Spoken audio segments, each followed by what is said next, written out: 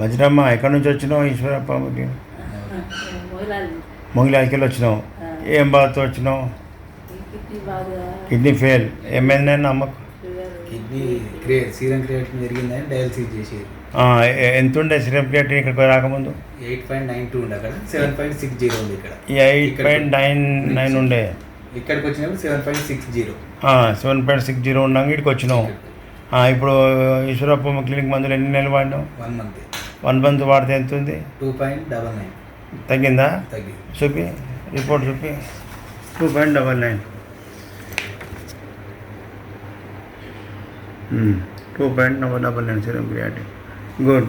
దాని తగ్గట్టు నీ పెయ్యి కూడా హుషారు అనిపిస్తుందా మళ్ళా? కొంచెం నడుతుంటే ఇట్లా ఊగలేదు, పడ్డట్టు అవుతుంది.